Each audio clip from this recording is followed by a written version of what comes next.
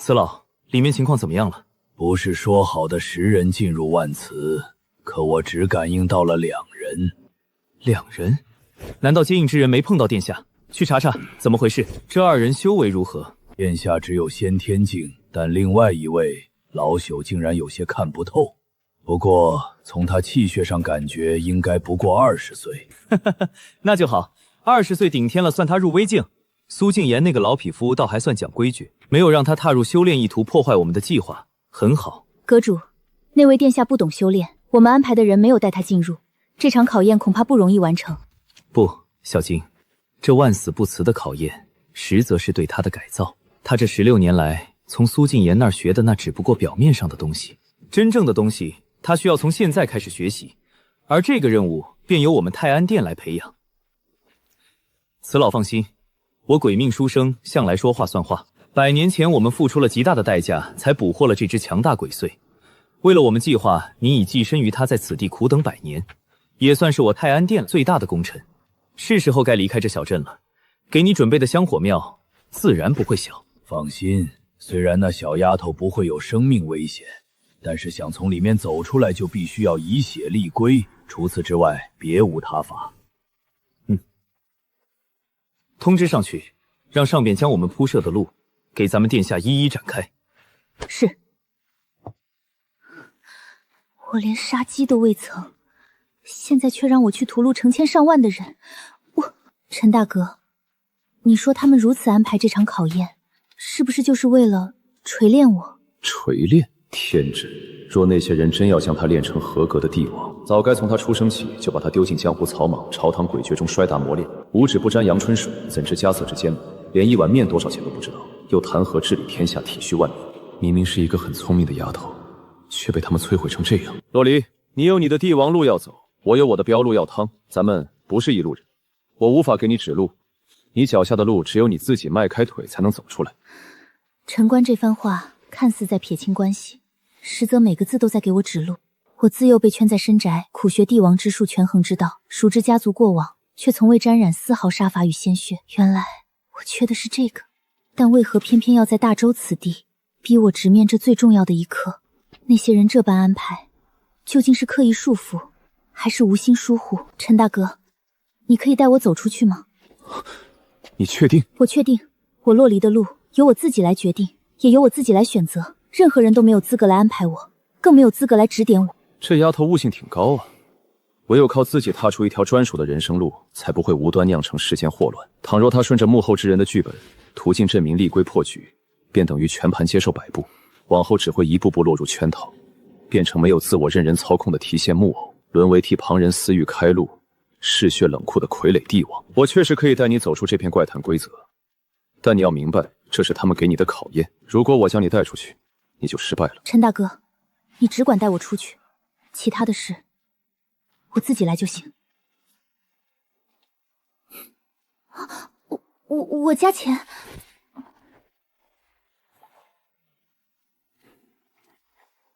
你这才有点帝王的料。感情只有加钱你才会夸人呢。不过这就当你认可我了吧。我们应当是在路过这片小荷塘时，西下的夕阳恰好将我们的影子投射进了荷塘之中，于是那个东西便带走了我们的影子，将我们无形中拉进了这个规则形成的世界中。规则的形成一般都源于人的强烈怨念、天地的煞气交汇，以及世间万物的规矩纠缠。这鬼域的所有杀招都建立在他对万死不辞四字的扭曲之上。他把自愿的信义变成了强制的枷锁，把双向的契约变成了单向的奴役。但它从来不是单向的锁链，而是双向的绳结。外来者一旦承接村民请求，完成的任务越多，耗时越长，就会和鬼域牵变越深。任务会逐步触及鬼域核心运转层面，一步步将人拖入规则深渊。正常应该是阴间入阵，顺着任务触碰到规则深处，找出漏洞，但太麻烦了。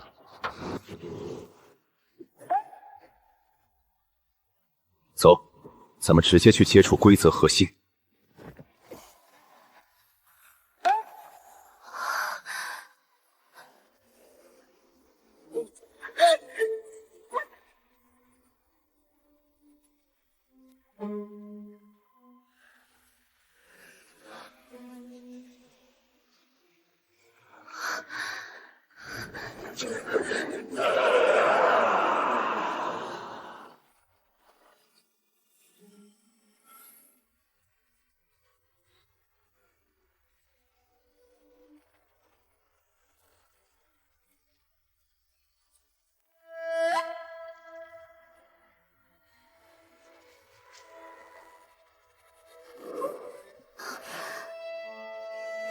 怎么又是这么多怪？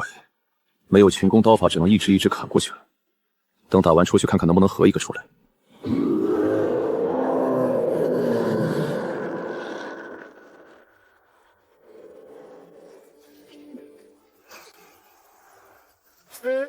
郭总。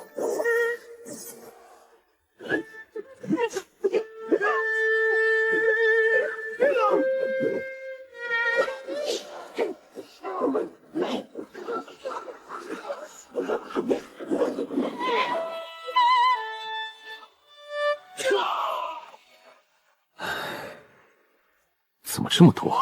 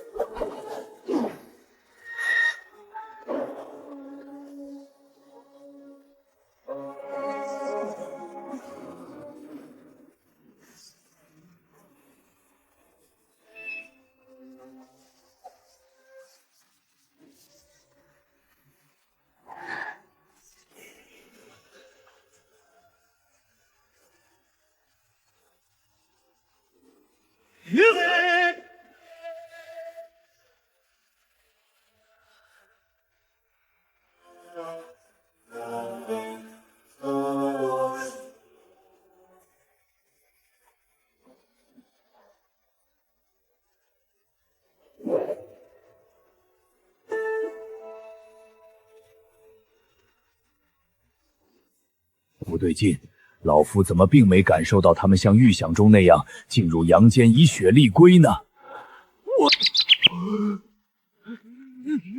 快，助我镇压规则！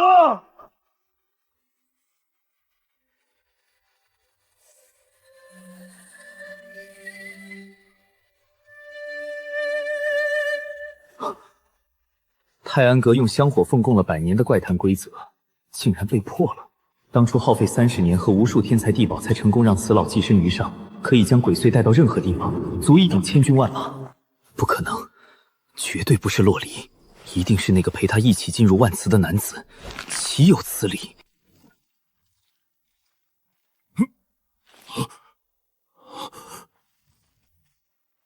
回阁主，暗影殿安排接应殿下的10名暗狼卫，在镇北关外30里处全部被人枭首。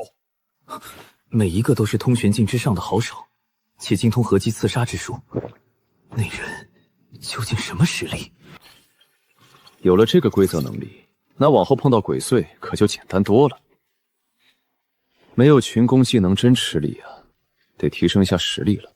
把这么多年的积攒下来的家底整理整理，留几个重要的，把其他词条3合1融了试试，能不能抽个厉害点的新词语出来。靠，9个词条就换来这么3个玩意儿，不行，我不服，把这3个垃圾梭哈！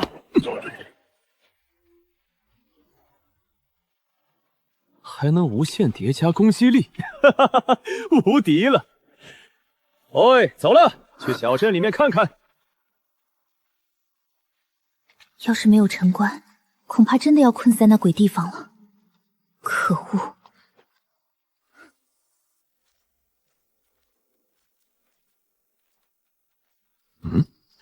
如修，这世道如修可不多见。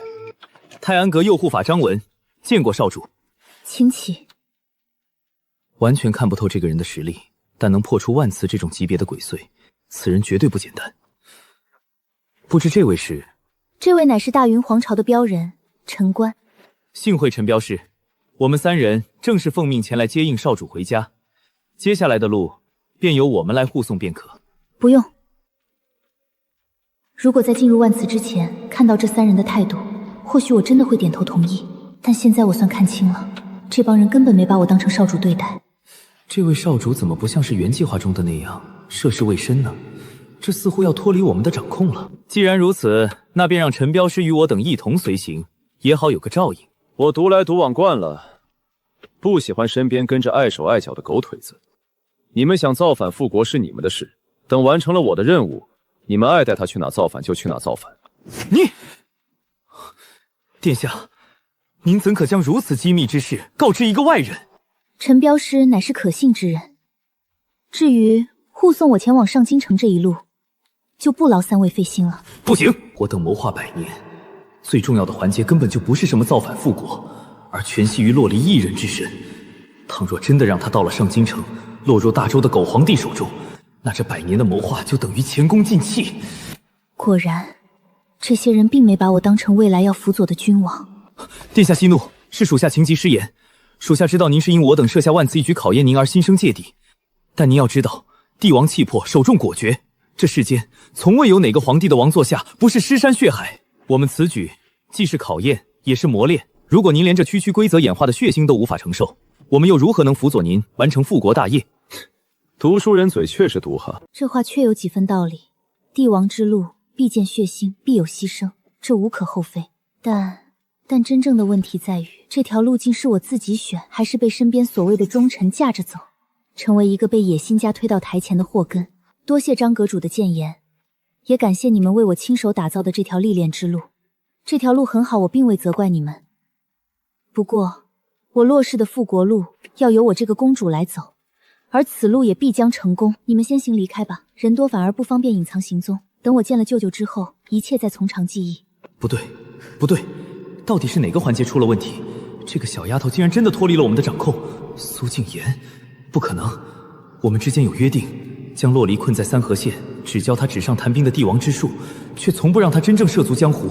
苏静言那老东西绝不敢在这件事上动手脚，他也没那个胆子。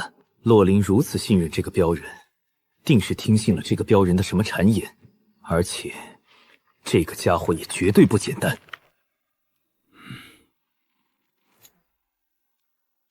我可告诉你们啊，敢拔刀，我可就全当你们是来劫镖的了。殿下，您千万不要听信此等小人的谗言，属下严重怀疑这个人有问题。陈大哥有没有问题，我心里有数，请你们退开。殿下，此人明知我们所行乃是谋逆大罪，却还敢大摇大摆地将您护送到这里。这种人如果不是个彻头彻尾的傻子，那就只能是为了求财。您可知，您现在的悬赏金可是100万两。没给钱还敢这么诬陷老子，给你脸了是吧？哎呀！国主小心！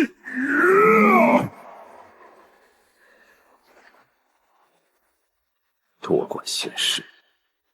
销手斩10%的销手必杀效果，被这个不开眼的家伙给碰上了。触发血图八方被动，攻击力提升10%。好快的刀，岂有此理！成大事者不拘小节，殿下您也看见了，此辽的真面目已经被我们戳穿了，这就直接翻脸杀人灭口了。放肆！看来洛离已经彻底被这个镖人带离了我们100年的布局。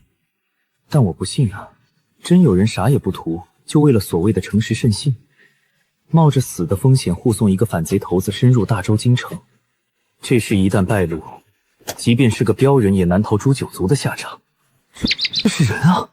好，殿下，那属下今日就让您看清这个小人的真正嘴脸。那属下今日就让您看清这个小人的真正嘴脸。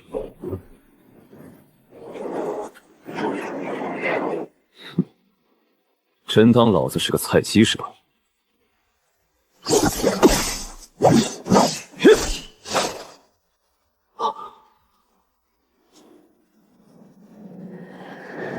不好，司府镜！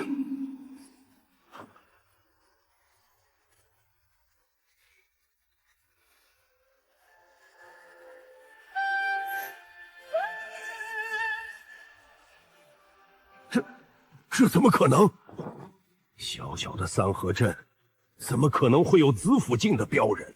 好你个苏静言，竟敢违约！论境界，张文也算是子府镜，但这个男人的刀法太快了，连我的神识都无法捕捉，绝不是一个普通的子府镜，连我恐怕也不敌。不行，损失一名阁主和3员大将，此事必须禀告苏盟主。你不觉得现在耳边清静多了吗？我没让你加钱就不错了，说谢谢。你这复国之路似乎远比我想象的要复杂且阴暗，而且这张文的态度明显有问题。但这3人一看修为就不简单，这全给砍了，我到时候怎么和舅舅交代啊？陈大哥，我要不要想办法易容一下？不用，你要是实在嫌自己长得丑辣我眼睛，就戴个面纱吧。我是怕那通缉令会给我们这一路招来很多大麻烦。你现在才知道有大麻烦了？不过你这不掩耳盗铃吗？这确实，简单的易容，只要有点眼力的武者都能看出痕迹，反而会增加更多注意。不过陈大哥，我还有个问题，你说我这通缉令早就已经发布了，为什么偏偏在这个时候大范围传开？你说会不会是我小姨干的？如果是你小姨，那就说明她一开始就知道这一路的刺杀注定失败，而且她也会把你的具体动向和时间透露给大周皇帝。那样的话，边境早就是天罗地网了，根本不会让你入境。可这一路我们几乎没碰到任何大周官方的杀手，这就说明大周皇帝根本就不知道你从哪里入境，只能先发布通缉令，让贪财之人提供线索。如果不是小姨，那就只能是我那从未见过面的舅舅苏文渊那边出了问题。行了，先别想这些有的没的，一会儿跟我去镇子里的标人联盟据点看看，然后再找间客栈休整一晚。好。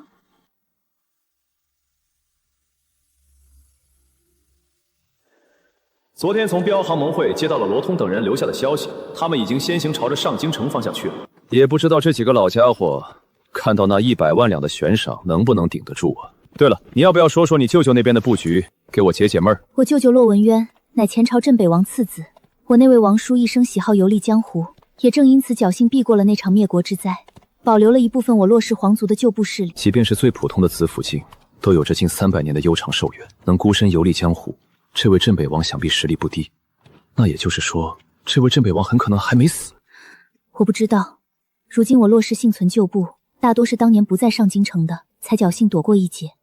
其中便属我舅舅骆文渊这一脉，还算得上是皇室宗亲，也因此一直是由他在主导着我骆氏的复国大计。皇朝继位最讲究血脉传承，正统延续。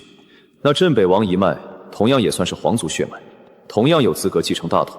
只要他们想办法弄死洛离，这个正统皇室血脉，他们自己就能顺理成章地成为第一继承梯队。自古无情最是帝王家，留着洛离一定有点说法。你之前说你们准备了100万大军，还有数十个江湖组织势力，除了昨天见到的那个读书人，还有哪些？那人名叫张文，来自泰安阁，是一个传承了数百年的顶尖帮派。像这样的江湖帮派一共有25个，大多是当年受过我父皇资助，如今愿意助我复国，也算是偿还当年的恩情。你笑什么？他们本就是我父皇当年留下的暗棋，那大周狗皇帝早就开始大肆清算旧臣，他们如今的生存空间已经被挤压到了极限，若不跟着我一起反抗，迟早也是被大周朝廷歼灭的下场。他们帮我，也是在帮他们自己。我就是突然想到了高兴的事情。那森罗殿呢？这也是你父皇帮衬过的势力。这个我倒是没听说过。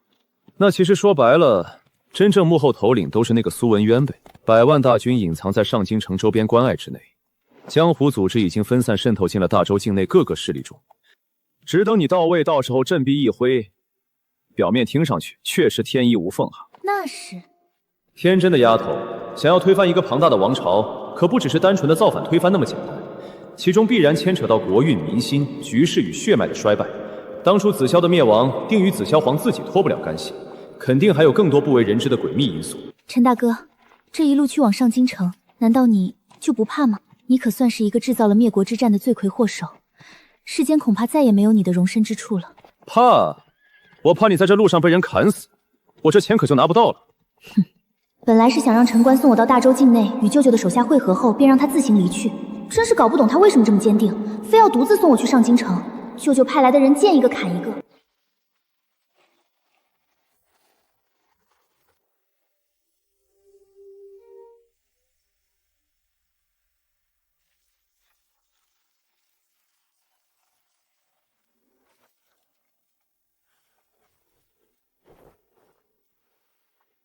无常阁副阁主殷人求见盟主。进来。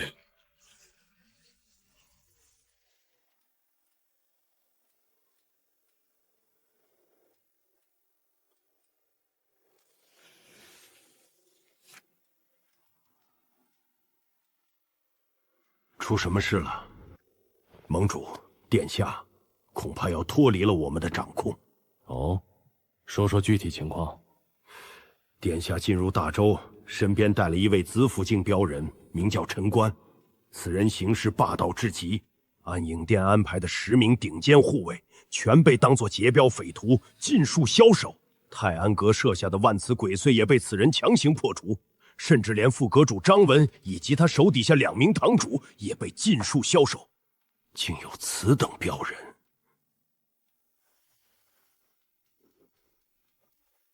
这种切守自身规矩，连造反的镖都敢护的标人，在这世道上可不多见了。您说，这会不会是苏敬言那家伙故意为之的？哼，这个还用说。那老家伙到头来还是心有不甘啊，竟然给老夫留下了这么一颗硬钉子。盟主，我们应该怎么办？他们2人已经在来上京城的路上了。一旦殿下进入上京城，没有达到我们的要求，我们准备了100年的计划，很可能要前功尽弃。老殷啊，说过多少次了，万事要镇定，急则生乱。紫府境虽然算得上是能镇压一地的高手，但他终究是一个人，只要是人，就必然有他的欲望和追求。我问你，他为何会冒着天大的风险护送一个造反公主入上京城？这，盟主，您的意思是，那个叫陈官的标人也想在这场复国之局中分一杯羹？那你也太小看人的欲望了。所谓的标人恪守规则，只是在追求他们心中的目标，信仰也只是标人的鬼话。在先古时期，这样的标人都不多见，更何况是如今这个乱世。如果本盟主没猜错的话，那个标人的年纪应该不大吧？盟主果然料事如神。据说那陈官年纪不足20岁的紫府境。我那侄女洛离年纪也不过16，她有一半的影族血脉，这一族被称为上天的宠儿，天生丽质，容貌倾城，便是放在这10大皇朝，那也是拔尖的存在。自古英雄难过美人关呐。100年前的紫霄皇，不就是碰到影兰皇后才酿就这个悲剧吗？盟主，那小子难道是想屠人？哼！吩咐下去，先对症下药，如果不识抬举，就让他直接消失。我逆天盟多一个子府不多，少一个也不省。记住，不计任何代价，必须让那丫头走完我这个大伯为她100年铺垫的复国之路。今日开始，你们25殿先按照计划行动起来。是。对了，一定要在周天元没接触洛离之前，让他走完本盟主为他安排的帝王洗礼。这天下已经让姓周的做了100余年，也该还回来了。本王就先送他这第一份礼。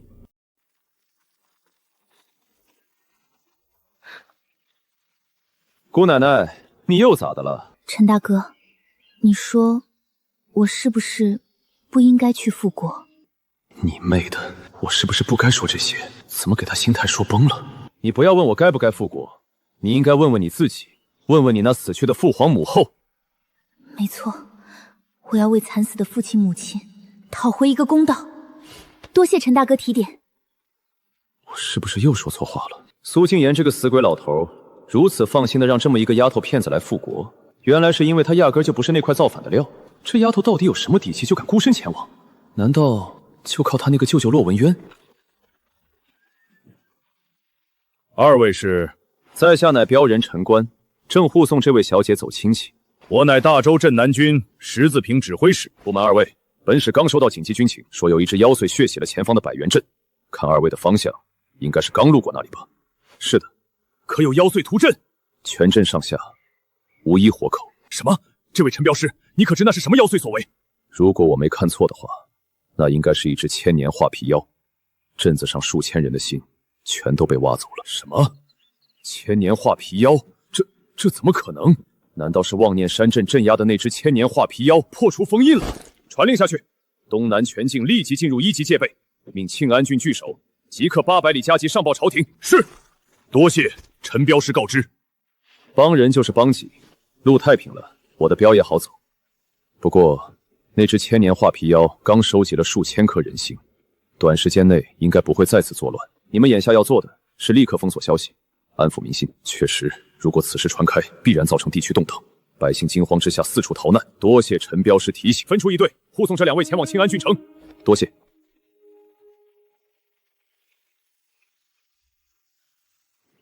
那家伙怎么带着殿下跟朝廷的人勾结在一起了？不知道，无论这个镖人有没有跟大周朝廷勾结，此事必须上报。是。那只画皮妖呢？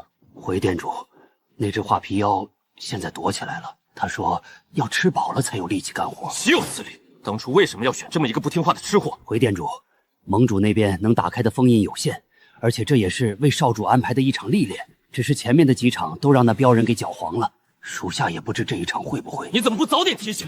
百年精心布局，一环扣一环，帝王之路试炼，短短500里路全部落空，尽数毁在一个小小镖人手上。行了，先盯着他们，听盟主的指示。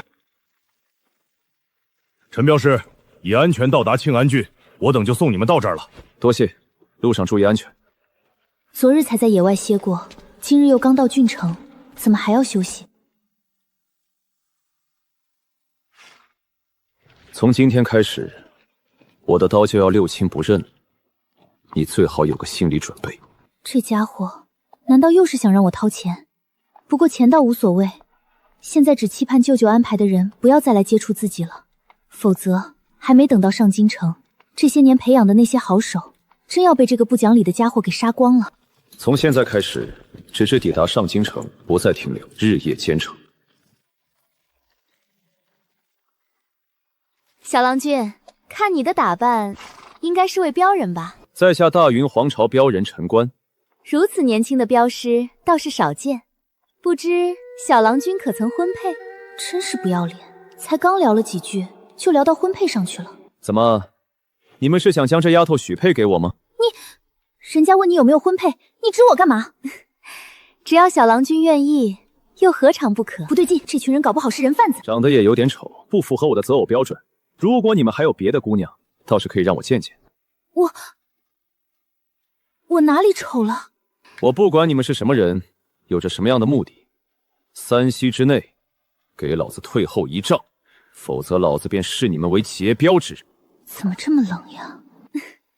上一次敢用这种口气跟我白骨娘娘说话的人，还是在100年前。上一次敢用这种口气跟我白骨娘娘说话的人，还是在100年前。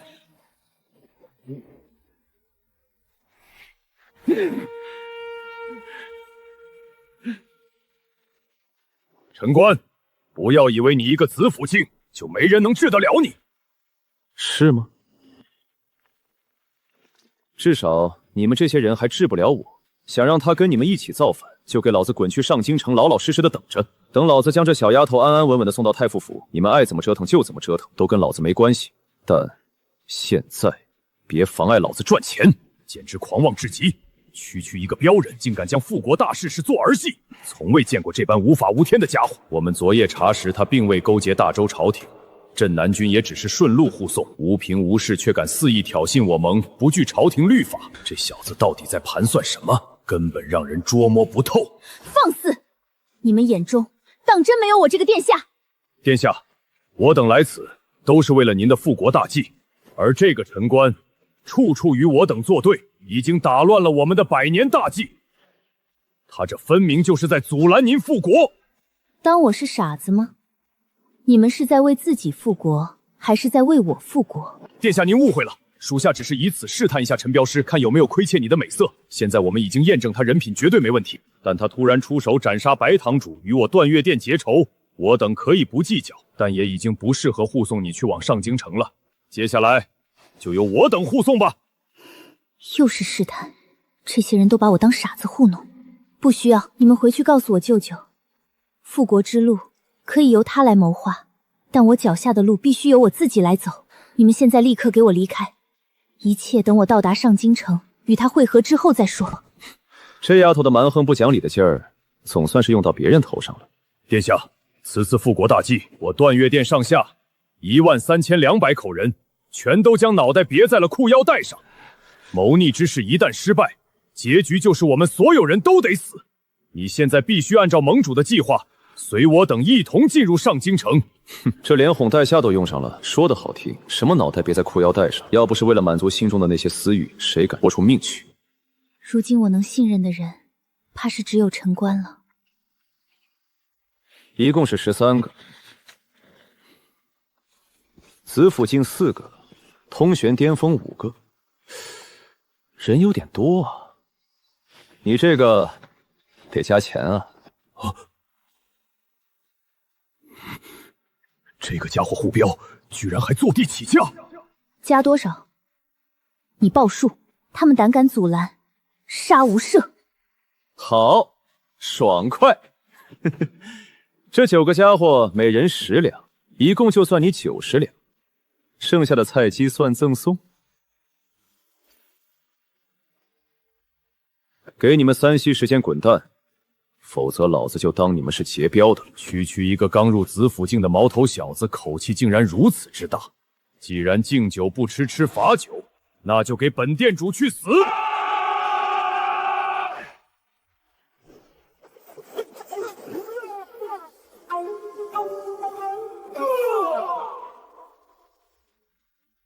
不对，他一定是掌握了一门上古时期的刺杀身法。所有人速速摆阵，开启护体罡力，防他近身刺杀。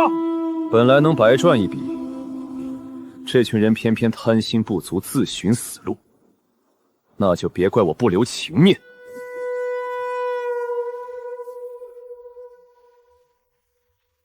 中奖了啊，朋友们！这10%的概率都能被你们直接碰上，这搞得我都不知道该说你们倒霉还是运气好。血屠八方叠加10倍刀气，此条无境界压制，难怪一击必杀概率直接拉满。帅不帅？你这钱加的值吧？哼！来来来，别愣着了，这一笔的白条赶紧给我补一下。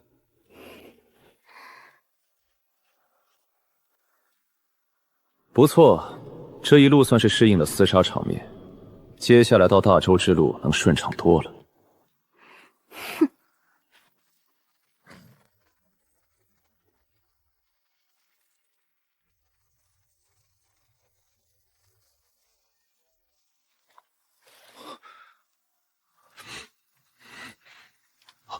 这是子府境战力波动，整整4位子府境高手陨落于此。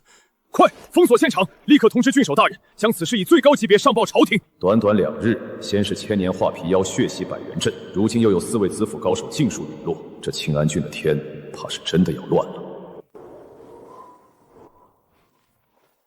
断月殿派出的顶尖强者全军覆没，这损失可谓惨重啊！唉，断月殿那些蠢货竟然没有第一时间派人去处理现场，结果这些人的尸体完完整整的落到了朝廷手中。哼！当初是怎么跟你们交代的？你们7人为何不派人盯着？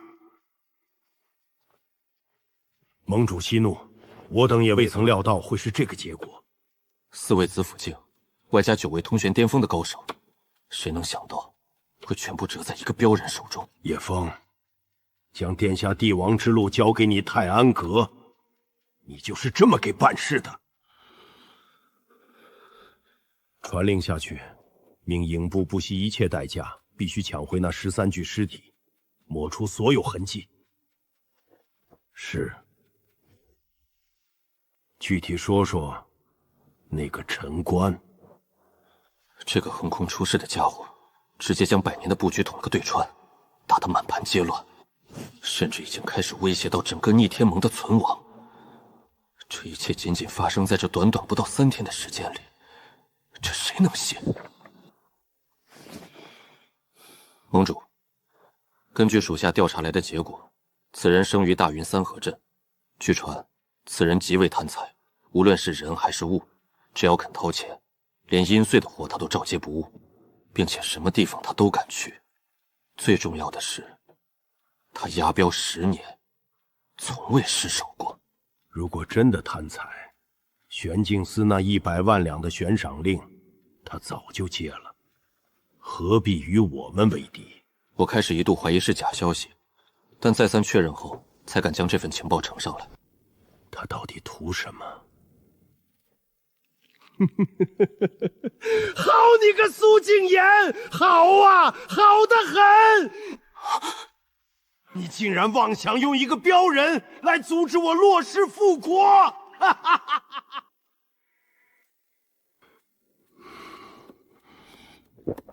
盟主，据我打探到的消息，那苏静言已在殿下出发之前便重病去世了。去世？哼，那个老鬼怎么可能这么轻易就死去？就算你们都老死了，他也不会死。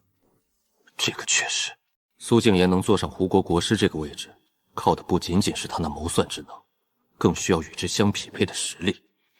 苏静言假死脱身，显然是算准了此局的成败，也违反了100年前的约定。现在想找到他，几乎不可能。此乃龙脉煞影，去，放出那些老朋友，让他们助你们一臂之力。龙脉煞影，这可是能够解除大周龙脉镇压，释放封印了数百上千年的大妖大魔的禁忌之物。必须在3天内夺回洛离。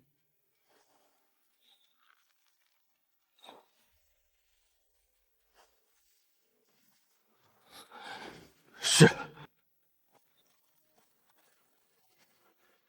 这一路出奇的风平浪静，只不过这丫头好像患了失语症，一路上除了手渴了饿了喊几声，就没说过多余的话了，还真有点不习惯了。怎么，发现造反不是那么简单了？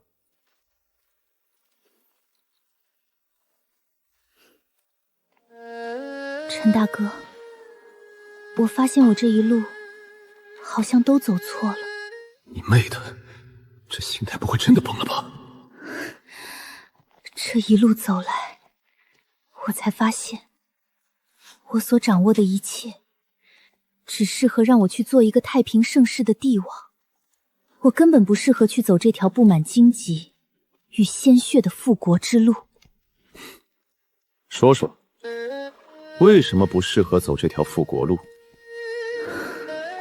因为这条路完全掌控在我舅舅手中，我不清楚他的计划，但我知道，按照他安排的路线走下去，我必将成为一个手上沾满无辜者鲜血的女帝。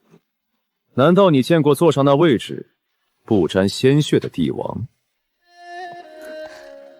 我紫霄皇朝的历代先祖手上确实都沾满了鲜血，但流的每一滴血都有其意义。可我舅舅为我打造的这条路，却将屠刀伸向百姓，伸向那些为国戍边的将士。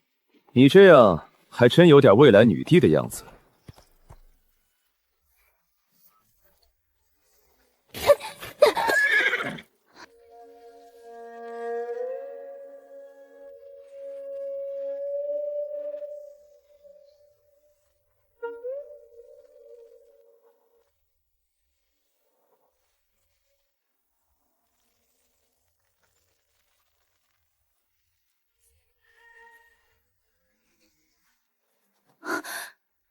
人脑为石的山魈，妖髓与魔髓的结合体，与画皮妖同属一个级别。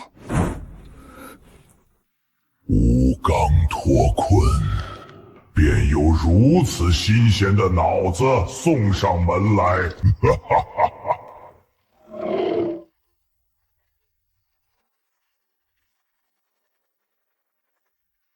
大胆妖孽，你想被挫骨扬灰，就随老夫回镇魔塔。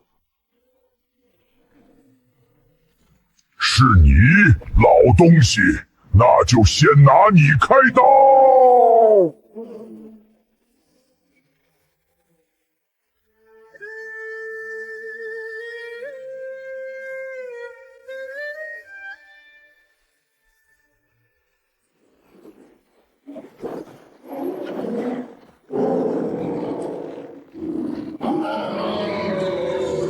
天锁困兽！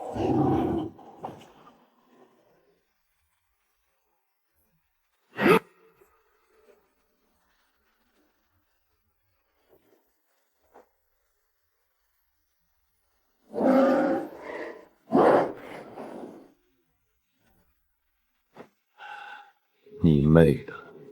还以为这老家伙有多厉害，结果一招就被这怪物给秒了。就这？这怎么可能？你被镇压了200余载，实力怎会不减反增？刚才老者的话只有一个可能，在镇压期，有人一直偷偷的投喂他。既然你这老鬼不识抬举，那就让吾先尝尝你的脑子。走吧，那怪物不是冲着咱们来的。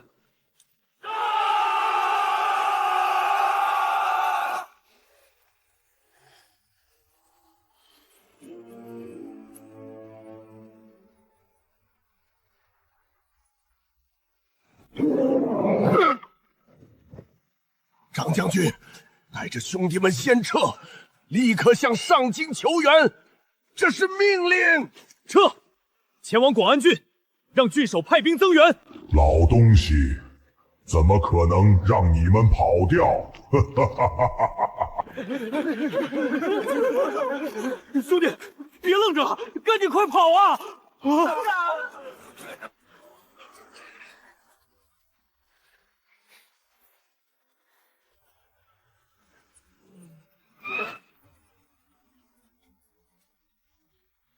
这恐怖怪物竟然就这么被一刀给秒了！多谢少侠救命之恩，敢问恩人尊姓大名？镖人陈关。行了，起来吧，将此事原本本上报朝廷。陈大哥，刚刚明明可以不用死那么多人的，你为何不出手？你能看出你舅舅有问题，能看出你这条复国之路有不对，那就说明你已经走对了你自己的路。只要你自己走得稳，走得正便好。帮是情分，不帮是本分。找清你自己的位置，走好你脚下的路，想想你自己应该干什么，不该干什么。陈大哥，我知道了。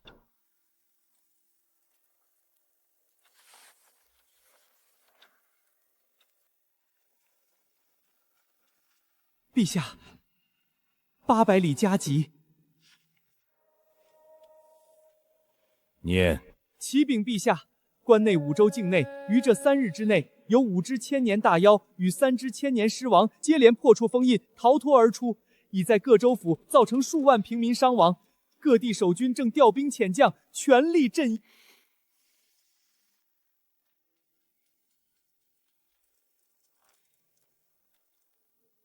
看来是他来了。他来了。陛下，您说的是那洛氏遗孤？除了他，还能有谁值得躲在阴暗中的那些人如此兴师动众？若是寻常的镇魔塔，年久失修，跑出来的也该是不成气候的小妖小怪才对。可偏偏这3日之内，连续8只千年妖魔破风而出，这每一只对我大周而言都是一场浩劫。这正是削弱我大周国力的最佳时机。看来洛北王始终是没有放弃啊。陛下，这洛氏余孽蛰伏100年，显然早已准备好了一切。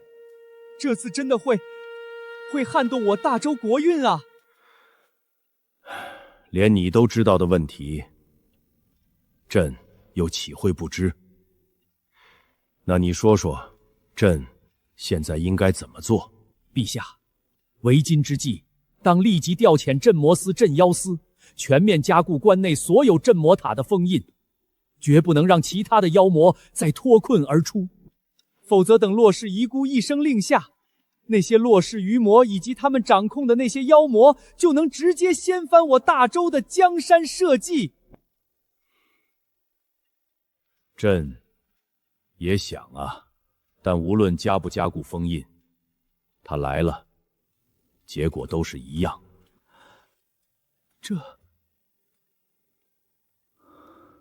对了，陛下，镇压在平阳郡镇魔塔的那头千年山魈，刚一脱困，就碰上了镇魔司的王元。王元怎么样了？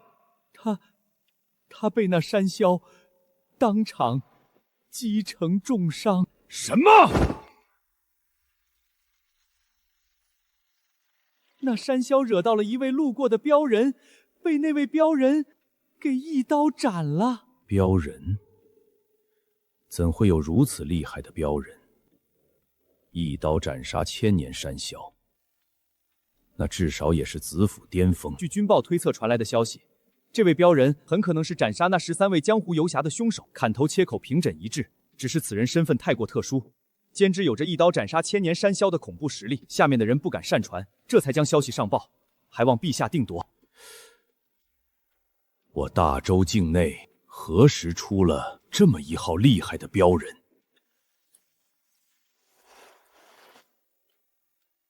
既然以前名声不显，那就说明这位镖人很可能不是我大周之人。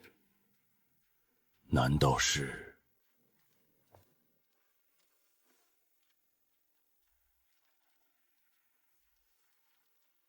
有没有查明那13位江湖游侠的身份？回陛下，暂未查明。不过，这些人最低修为也是通玄中期，其中更有4位是子府境高手。连子府境都出动了吗？难道是因为他？那镖人护送的是不是一个小丫头？陛下果然料事如神，他护送的确实是一个小……那小丫头该不会就是……这几日收到的所有消息，竟与当初苏静言传给我的那封密信预测的时间完全印证。速速查明那13人的身份。诺。800里加急。宣。陛下，那13具尸体在运往的途中，突然被一股不明势力的人劫走。混账！你们都是干什么吃的？行了，退下吧。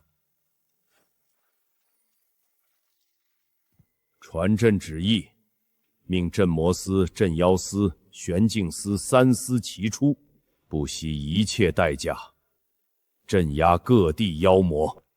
令命镇北军、镇西军即刻拔营，全速向京师集结。让宗人阁阁主立刻来见朕。我要与那前朝余孽在此皇城之下决一死战。诺。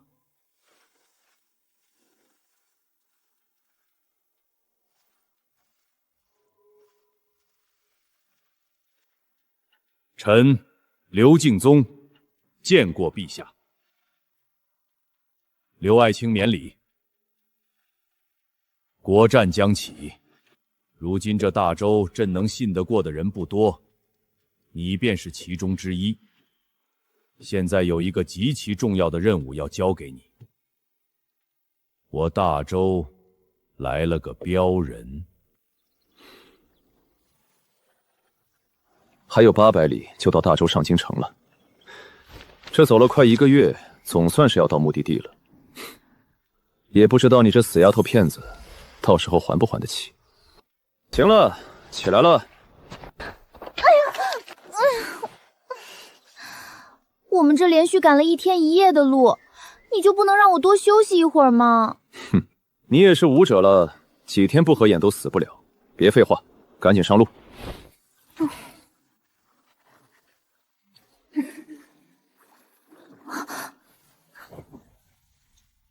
好美的小姑娘啊，你这张皮子我很喜欢哦。好俊俏的小哥啊，这结实的臂膀，这冷峻的眉眼，比起那小丫头，我更喜欢你。你妹的，这画皮腰不会是个死基佬吧？小哥，跟你商量个事儿，你呢跟我走，我就放过这个小姑娘，怎么样？你给老子滚！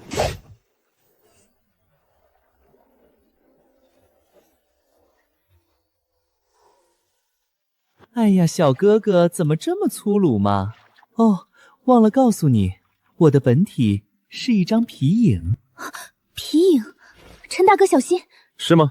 这样，我跟你打个赌，你让我砍3刀，如果3刀之后你还不死，我就跟你走，怎么样？哦，这可是小哥哥你说的哦。我说的。那好，来吧，小哥哥，快来砍我吧，我已经等不及了。看什么看？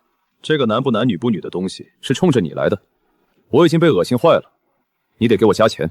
但人家是看上你了呀，给你加100两。小丫头，你是在侮辱吾吗？吾就值100两。行了，你好歹是一只千年妖，跟一个小丫头计较，不觉得丢人吗？小哥哥说的有道理哦。来，快砍我吧。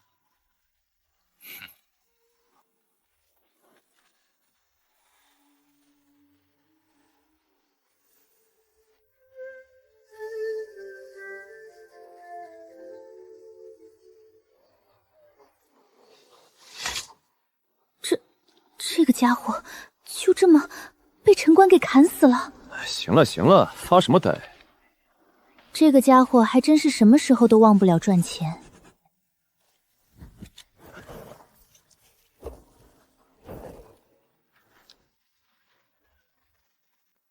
陈大哥，这周围太安静了，要不要找个由头跟这死丫头再收点学费？这才多久，这丫头片子居然对危险这么敏锐了。不用理会他们。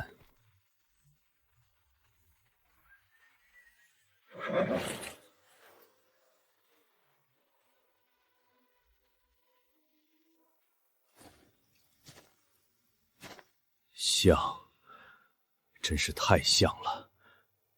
洛公主，其实你本不该来大周。别磨磨唧唧的，有屁快放，老子赶时间。你住嘴！这位镖人，本官乃宗人阁副阁主刘敬宗，奉陛下之命，特来迎洛离公主入京。他们是来接你的，怎么说？人有点多，得加钱。难道只要加钱，他就能与整个大周为敌？好，加10万两。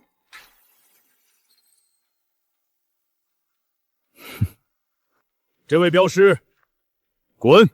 我陈官行镖，神鬼不易，给你们3息时间后退10丈，让开道路，否则我就当你们是劫镖之人。刘大人，这3，哼！你算个什么东西，也敢在大周宗人府面前放肆！2，小子，你怕是真不知道我大周宗人府的力量。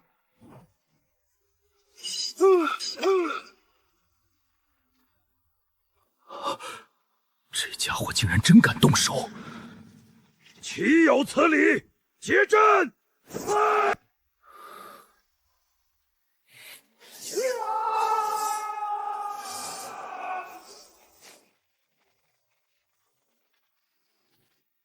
你们是想迎接客人也好，还是想擒拿反匪也罢，都去上京城里等着，等我将镖送到，雇主交接完毕，钱到账，你们想怎么玩随便。他是在执行镖人那古老的规则，镖在人在，镖王、人王，镖行之路，神鬼不济，让路！刘阁主，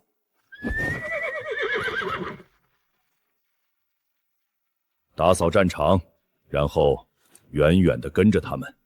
是。陈大哥，你此举前去上京城，那狗皇帝很可能已经布下了天罗地网。说说看，到了上京城，你打算怎么复国？陈大哥，你先答应我，知道后不要阻止我，不让我去上京城。那你还是别说了，我可不想心里增加压力。你到了上京城，你自己看着办就行。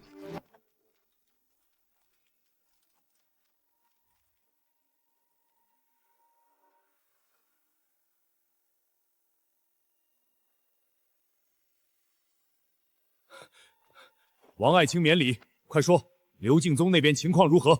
回陛下，任务失败了。什么？细说经过。刚传回的密报，刘阁主跟那镖人刚刚表明来意，那个镖人便突然发了疯，拔刀相向，当场斩杀宗人府赵宗老以及玄龙军130余人。那镖人为何要对我大周将士下此毒手？听说洛离那边加钱了。加钱？臣也不知是不是消息有误。据刘阁主传信，洛离一加钱，那镖人是直接将他们当成了劫镖之人。劫镖之人？镖人行镖确实有权利斩杀任何劫镖之人，可这规矩里却不包括皇朝的官方势力啊。洛北王那边呢？我们也发现了他们的踪迹，看样子他们也想从那镖人手里抢走洛林，但因为我们的人先一步赶到，他们并未露头。至于现在，老臣也不知其动向。陛下，今日又有20尊千年大妖破出封印，祸乱各地。如今我大周23郡郡郡告急，还请陛下早做定夺。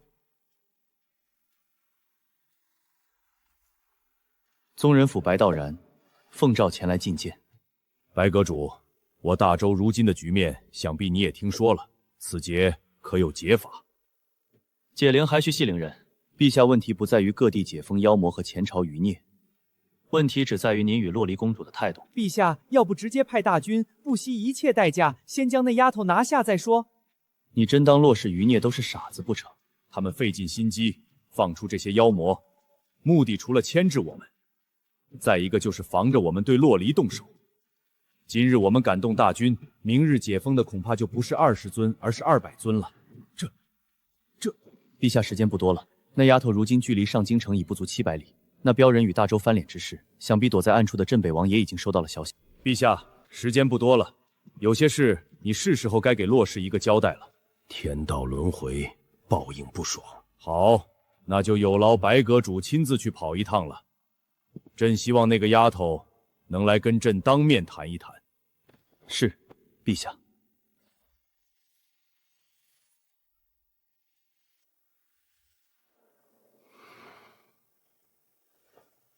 那个陈官连大周玄龙军都敢斩，他到底是哪一边的人？原本我以为他是苏敬言用来对付我的，可这怎么连他们自己人都砍？不图财，不图色，不图权，他到底是为了什么？总不能真是为了那句收人钱财送人到家的镖行规矩吧？岂有此理！让这么一个家伙以一己之力就将我谋划100年的大计全盘打乱。一旦让洛离进了上京城，我这太傅的身份就会暴露，周天元必然会顺着我的身份将我这100年的布局连根拔起。到那时我将再无东山再起的可能。盟主眼下首要关头，我们必须尽快做好接下来的打算。没错，洛离距离上京城已不足700里，而且他身后还远远跟着刘敬宗率领的玄龙军，等于我们之前给殿下安排的复国之路已经彻底宣告失败。现在我们必须要重新制定方案，传令下去，加派力量，不惜一切代价夺回洛离。盟主，那洛离也不过是前朝皇室瞬息的血脉，您也是啊。本王的命令，你们也敢质疑？不敢。传令下去，3日之内集结100万大军，各方郡城立刻响应，不惜一切代价夺回洛离，做好大战的准备。是。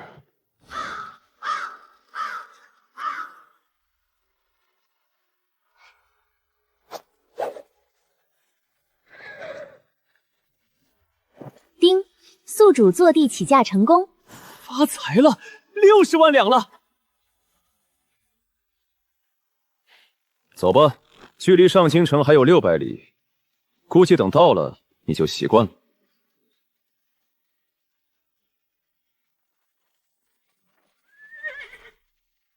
看气息，应该还是那些前朝余孽。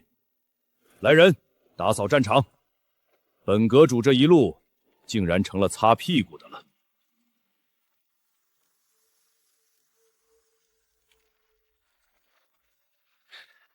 我说你呀，能不能打起点精神，好好准备一下，接下来该怎么跟你那个好舅舅里应外合去造反夺位？怎么里应外合？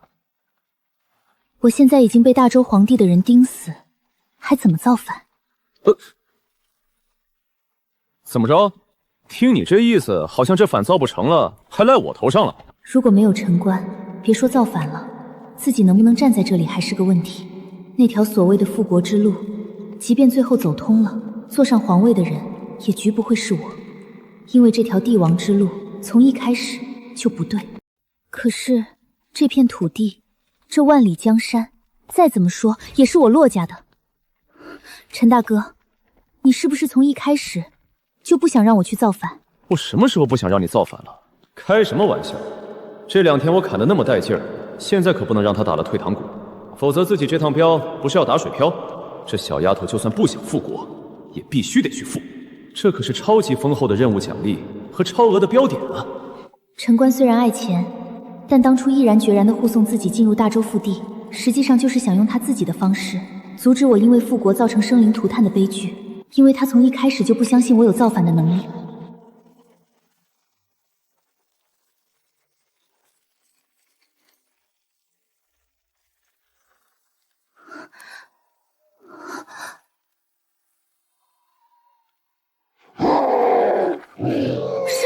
是白毛江煞，这是阴霰，是最为嗜血的一种存在，是由尸体异变而成，没有灵智，天生以活人血肉为食。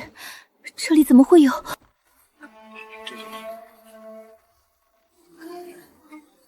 怎么会有这么多阴霰？先走。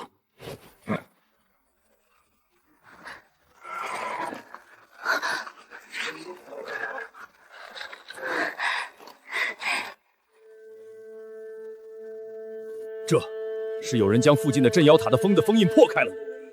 不好，那竟然是阴霰白浆！快，封锁城门，绝不能让任何一个人跑出去！这是要将这一城的百姓全都当成给这些白将的祭品吗？陈大哥，你能不能出？不能。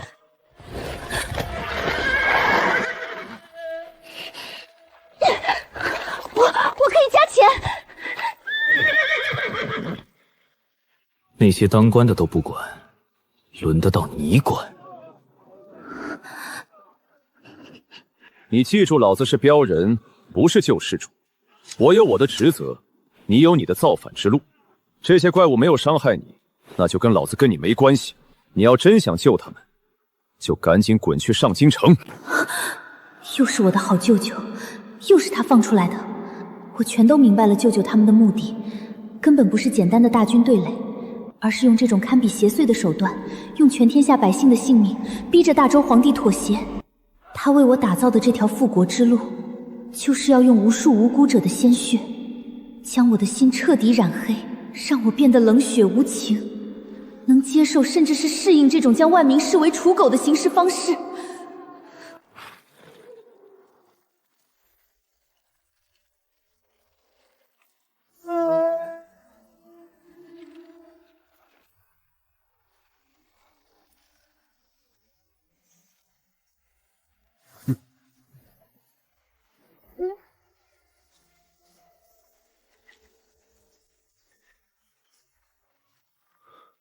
这是什么刀法？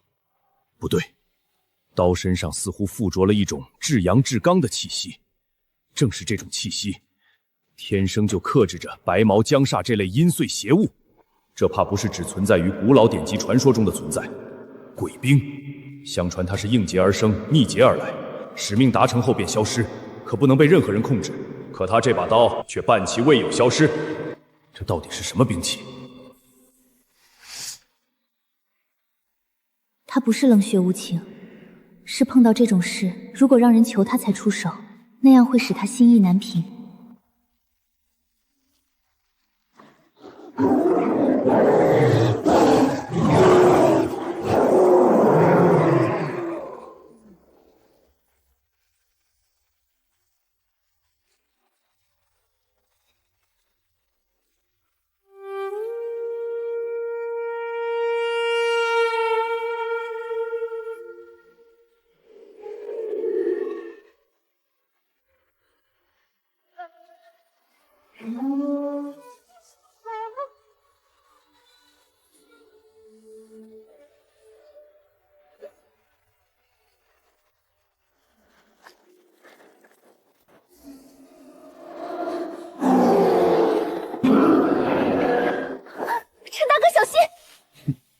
要是靠你这黄毛丫头来提醒，老子脑袋早搬家了，还混个屁的江湖！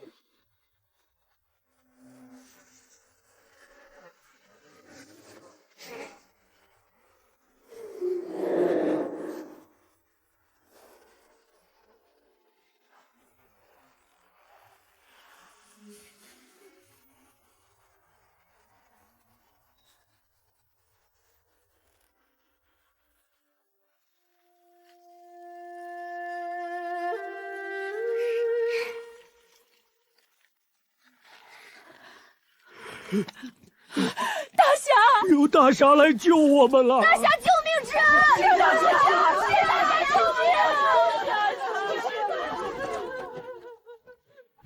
命！我们的力量已经恢复的差不多了，先撤，去看看那个人将我们放出来，到底要派给我们什么任务？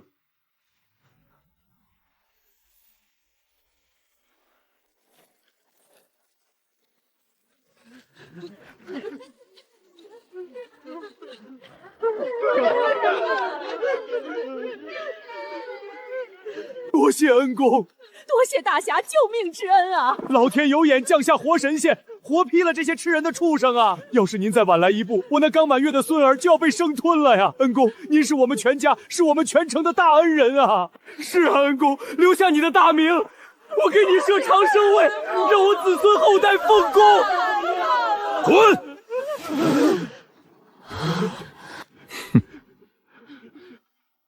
耽误老子赶路，信不信老子把你们全扔出去，喂那些白毛怪？是。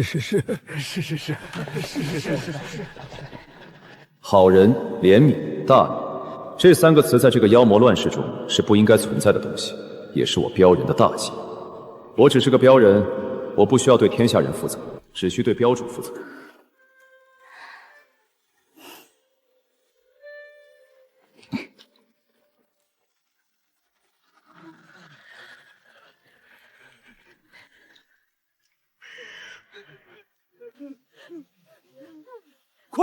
快走！恩公大侠已经走了，我们得赶紧离开这个鬼地方，去找官府。找官府？你瞎了不成？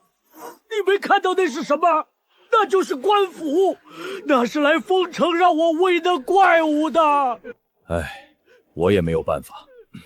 阴岁的可怕之处，不仅在于他们自身的强大，而是他们体内那阴毒无比的尸煞之气。普通人只要被抓伤，甚至只是沾染上一丝煞气，便会在几日的时间变成只知嗜血的僵煞。若是不封城，放任任何人出去，一旦尸煞蔓延，到时候大周朝要面对的，就不是一个镇子的危机，而是整个天下的尸山血海。来人，派快马去通知周边郡城，调遣镇魔司的高手前来清理现场。是。其他人跟上。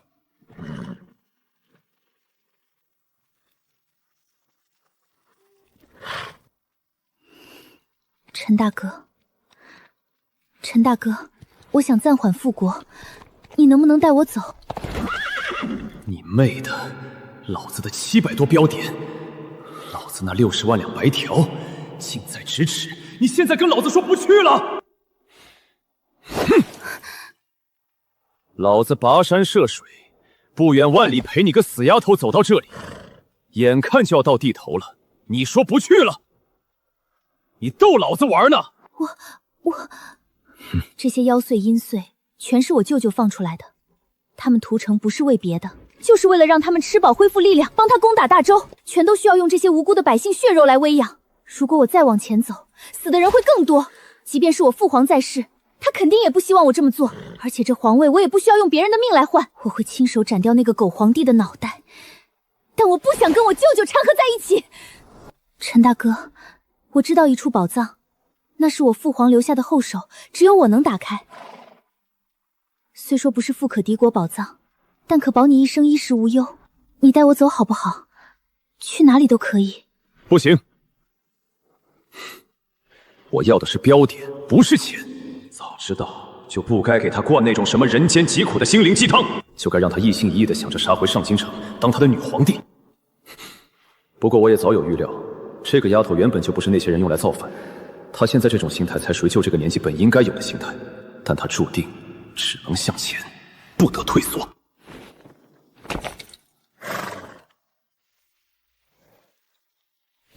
洛瑶，你有没有想过，造成这一切的因果到底是什么？因果？我不知道什么因果，我只知道我舅舅的野心很可怕。洛瑶，我告诉你，放弃复国，远远比你去复国要更加艰难。从你当年被送出皇宫的那一刻起，你就已经被人推进了这个叫江湖的漩涡里，因果早已经落在了你的头上。你既是你洛家血脉最后的希望，也是那大周皇帝眼中钉肉中刺，同样也是你那位舅舅的拦路石。你不死，他们都睡不着。我知道今天这座城里的惨状确实并非你所愿，但只要你还活着，只要你还是紫霄皇朝的末代公主，那么无论你走到天涯海角，这样的事情都还会发生。你逃不掉，也躲不掉。以我身上的秘密，他们是绝对不会放任我活在世上。哪怕我放弃复国，也必然会招来无尽的追杀与追捕。你之前说你父皇被害，乃是你舅舅告诉你，但有些事，眼见为实，耳听为虚。是啊，我对于国家的仇恨和未谋面的父亲这一切的认知，全都源于那个强势的舅舅和爷爷的只言片语，我从未亲眼见过。万一……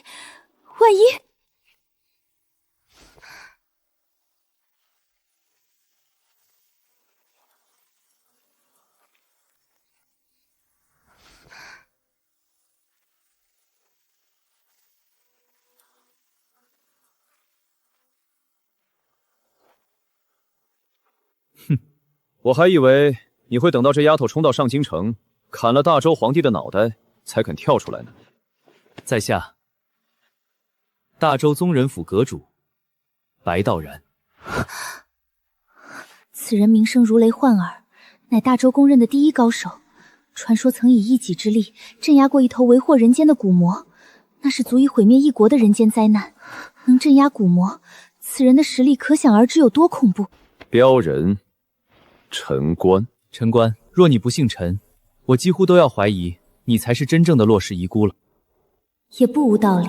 若是陈官来谋划复国，以他的帝王心术和那深不可测碾压一切的武力值，10个大周狗皇帝恐怕都不够他砍。幸好你不是洛氏遗孤，否则我大周恐怕真是十死无生。哎呀，过奖过奖。不过这也很可能是那大周皇帝家祖坟烧的香比较高，幸好没让我投胎在洛氏皇家。也幸好周天元他的祖坟选得好，才能让你护送公主殿下入我大周。否则别说一个大周皇朝，此刻整个天下恐怕早已是生灵涂炭。这是什么意思？陈官有这么重要？很荒谬，让我觉得他才是那个真正决定整个大周命脉所在的关键人物。哎呀呀呀，你这可太抬举我了。行了行了，别夸了，你再夸我就要飘了。其实我今日前来并无别的意思，就是想来给这位师妹讲一个故事。师妹？说来话长了。北海有一鬼族，其名为影，乃是受天地眷顾的宠儿。这一族之人，不仅血脉天生便具备净化世间一切诡异的能力，而且族中男子个个英俊潇洒，女子更是倾城倾国，万里挑一。100年前，影族曾派出一名圣女，行走于我荒渊之地。机缘巧合之下，结识了一名刚刚从十方沼泽镇压妖魔归来的皇子。二人私下产生情愫，洛天红便将那位圣女带回了紫霄皇朝。那位圣女展现出了不似凡间的才华，短短3年时间，她便帮助当时处在夺嫡弱势的洛天红取得了绝对的优势。但也就在那个时候，紫霄皇朝周边突然被无数嗜血妖魔袭扰，边境危急。迫于无奈，那位圣女以一人之力镇压了整整1500头嗜血妖魔，驱赶了近100只鬼祟，令那蛰伏于深渊的古神不敢动弹分毫。最终，洛天红便凭借着这无人能及的赫赫战功，坐稳了紫霄皇朝的皇位。然后呢？你可知，那为祸边境的1500头嗜血妖魔，为何会突然袭扰皇朝？皇子夺嫡，不愧是影族血脉，一点就透。没错，原本洛天红是所有皇子中最没有希望坐上那个宝座的一位，但就因为这位圣女的出现，彻底打破了所有皇子心中的预想与平衡，所以便生出了歪心思。在圣女显现血脉之后的某一天，皇宫之中突然来了一群神秘人，强行带走了那名影族圣女。这给了洛天红一个沉重打击，他发誓要亲自接回影皇后，于是便走上了一条变强之路，彻底沉迷于修炼与征战。在影皇后离开后的那10年里，他竟真的凭借自己的力量，再次镇压了1000多头从十方沼泽踏出为祸人间的大妖大魔，也因此与那十方沼泽里的古魔产生了交易。紫霄皇朝的灭亡与这些被镇压的妖魔有关？是，但也可以说不是。那影族圣女当时都被带走了，这小丫头片子又是从哪里冒出来的？影族圣女的离去，使得洛天红将一切精力都放在变强之上。那些本已放弃皇位的皇子们，心中再次生出了不该有的野心。是那被镇压的那些妖魔？没错，那些残暴的阴祟，还有那画皮妖白江，这些都是你母亲当年镇压的妖魔其一。而你父亲镇压的那些，大多来自十方沼泽。说白了，你父亲与沼泽古魔之间只是一种交易，那些妖魔是他用来牵制古魔的体牌，但这种交易毕竟是一柄双刃剑。于是那些皇子便暗中勾结了十方沼泽里的敌对妖魔。所以我父亲是死在这些妖魔手中？不是，这些妖魔只是一个引子，关键点便在于你母亲镇压的那1500头残暴妖魔。你本不应该出生。因为你身负的影族血脉是那些妖魔鬼怪的天生克星，也是那影族绝不允许出现在外的。一旦他们发现影族血脉在外被分散，整个大洲都将危矣。当初你母亲为了防止给紫霄皇朝带来灾难，在你出生之时，她便提前将你彻底封印。她离开之后，那镇压那1500头残暴妖魔的任务就继承到了你这个拥有镇压血脉公主身上。只要你在紫霄皇朝的国都之内，那被镇压的1500头残暴妖魔便会永世安分。但就在你父亲一次领兵出征之时，你被人偷走。你刚离开国都，那座镇魔地宫的封印立刻减弱。1500头残暴妖魔当场暴动，直接挣脱出了200多头，造成整个紫霄皇朝动荡，浮尸百里。你父亲得知这个结果，当即命令国师苏静言不惜一切代价去寻找你，他自己则亲率100万大军开始镇压那流窜出去的200多头残暴妖魔。功夫不负有心人，他加深了地宫封印，花费了整整3年时间，斩杀了其中100头挣脱而出的阴髓，最后的100头也被他尽数捕获，凭借一己之力硬生生镇压了这场动乱。然而谁也没想到，就在他准备将那100头妖魔重新封印的那一日，他最信任的哥哥洛文渊携带10方妖魔偷袭，导致他遭到严重反噬。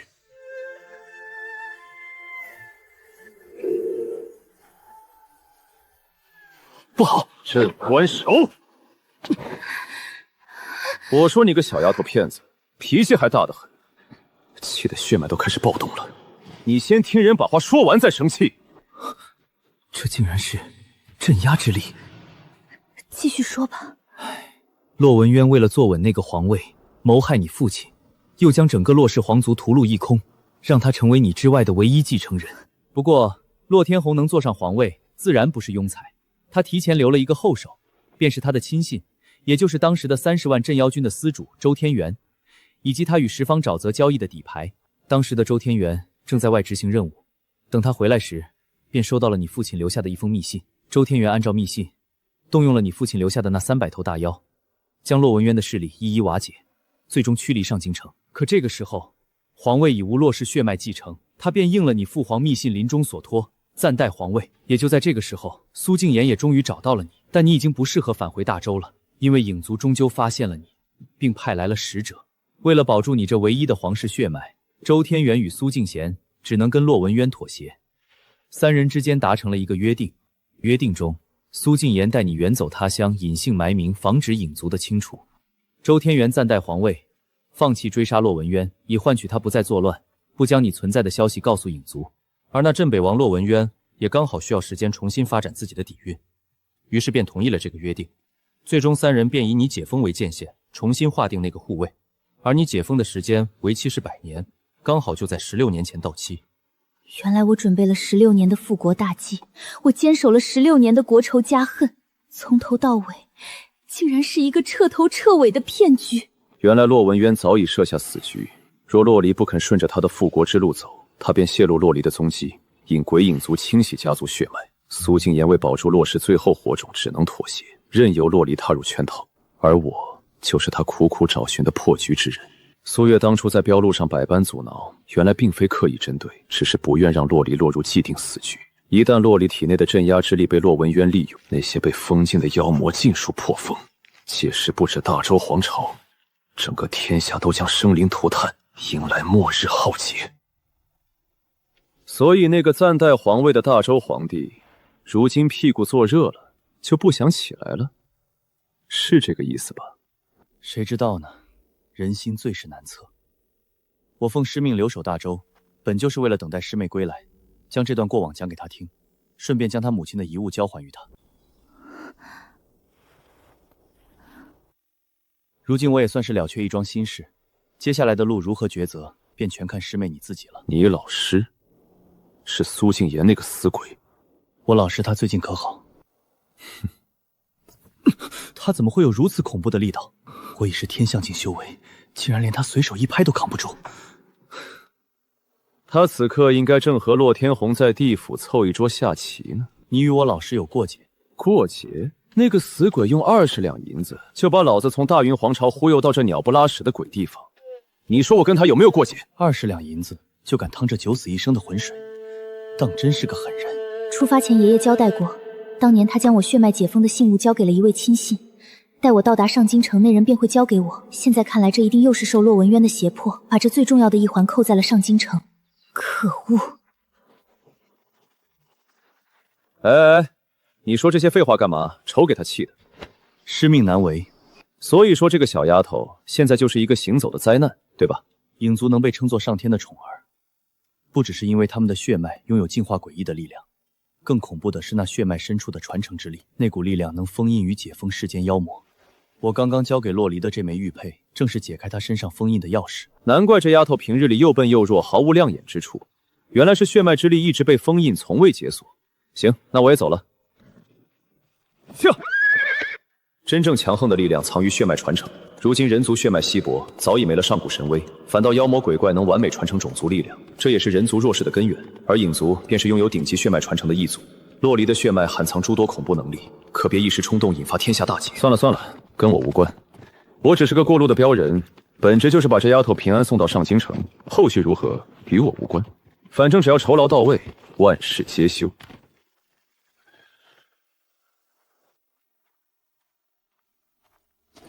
阁主，为何方才不将他们留下？我为何要留下他们？陛下的本意便是让他们入京，你们直接前往上京城等候即可。啊，阁主，若真让他入京，万一他与洛文渊会合，我大周江山岂不是岌岌可危？行了行了，那你去拦。陛下的旨意，所有的内情我都已经尽数告知，听与不听皆是你们的选择，与我无关。往后莫要再来烦我，否则我的良心会痛。刚才听白道然的意思，洛离的杀父仇人是洛文渊，那问题来了，我现在的任务是护送洛妖去见洛文渊。洛文渊万一突然蹦出来要劫镖杀人，我到底是砍还是不砍？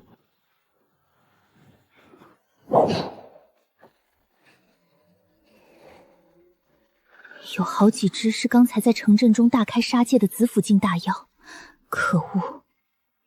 陈大哥，你躲远一点，这次交给我。你确定？那你自己解开封印吧。放心，你伤不到我。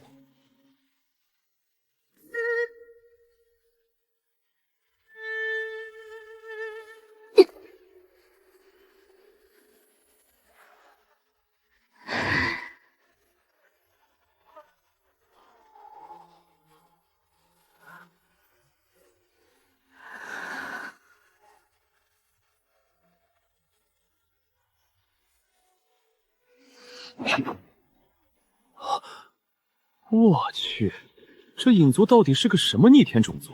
别说，还真挺好看。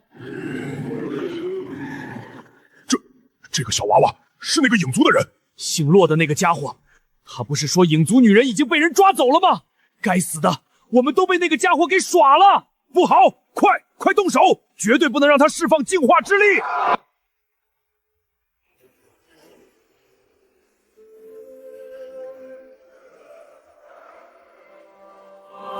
这就是净化之力，确实是不讲道理。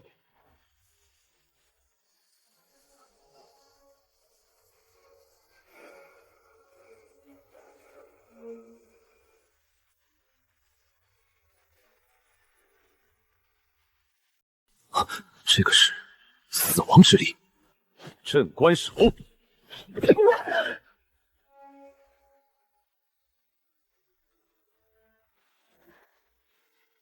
就这，弄死几头妖魔就把自己给干废了。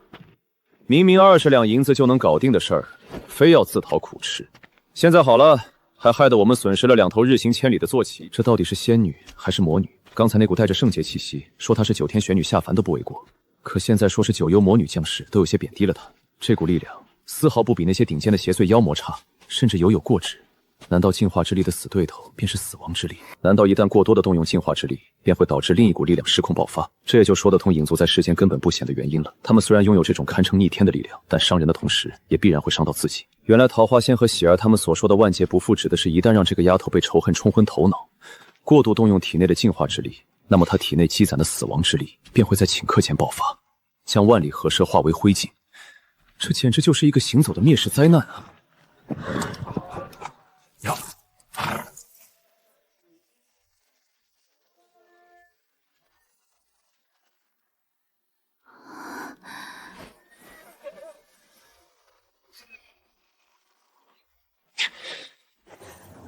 你真是……这是怎么回事？这是你弄死的，你没看见？赔钱！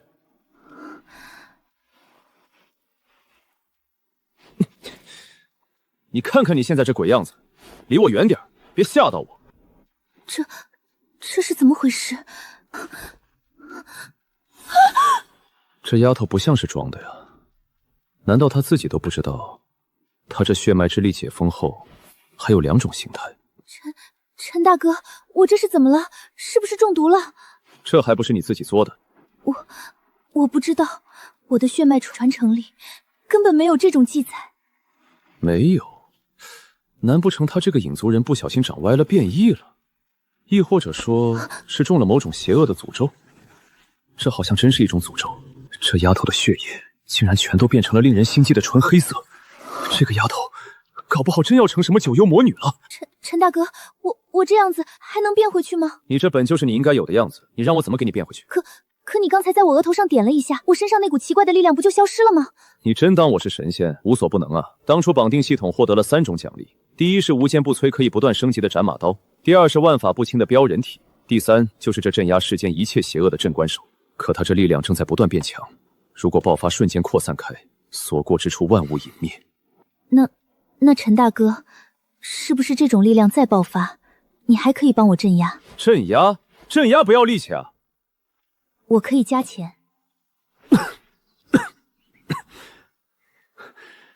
这倒不是加不加钱的问题，不过既然你这么有诚意，我也不能驳了你的面子。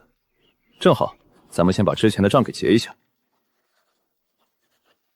被你弄死了3匹宝马，替你镇压了2次死亡之力，前边这个就当赠送。接下来，只要你这死亡之力爆发，给你镇压，就收你1000两吧。我不信他没有办法解决我身上的问题，肯定是钱没到位。800多标点了啊！这一旦交了任务，升到天象境，还有他陈官买不起的东西。走走走走。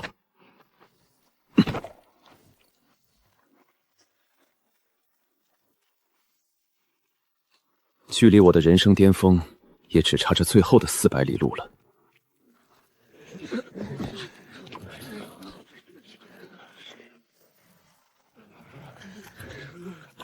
小伙子，你们这是要去上京城？对，去上京城办点事。去不得，去不得呀！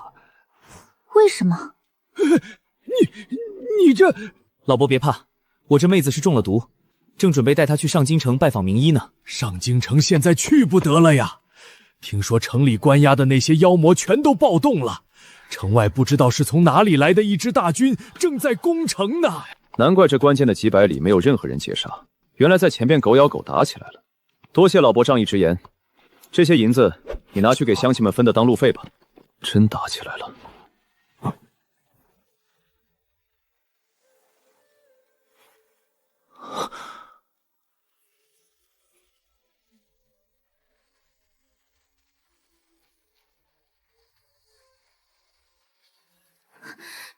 陈大哥，我这股力量好像一沾染到鲜血就会变强。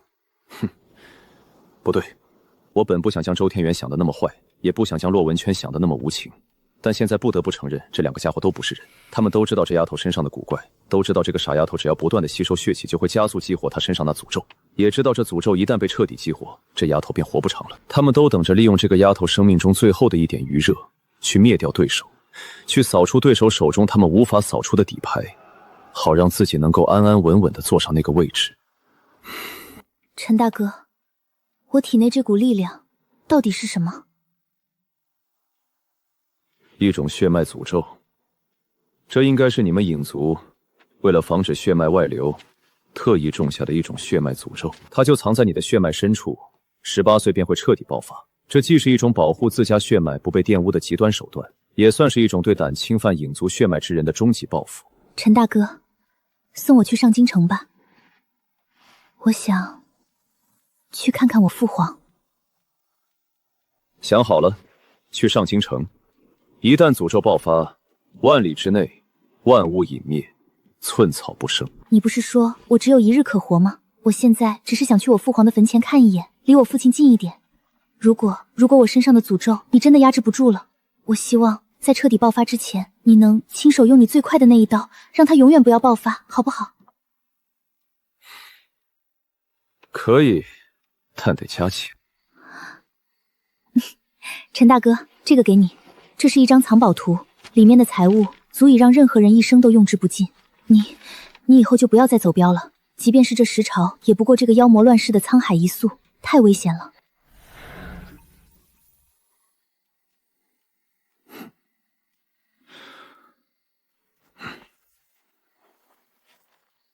老子不要空头账，就算你要死，也得先把欠老子的账还清了再说。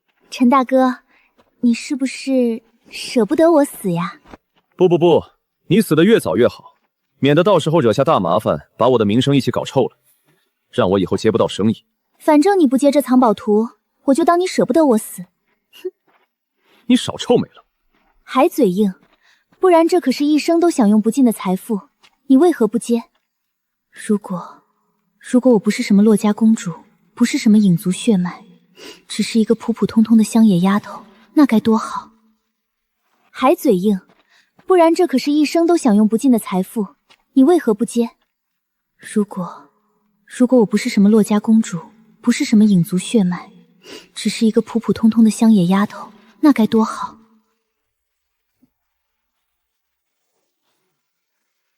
这场惨烈的攻城战，就是为了洛离而打。为了制造足够的血气，彻底引爆他体内的诅咒之力。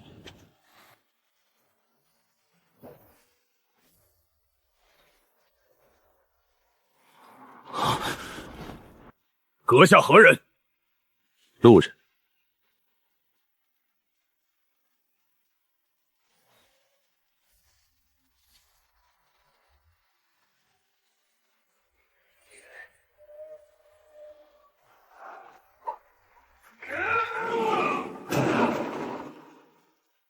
滚开！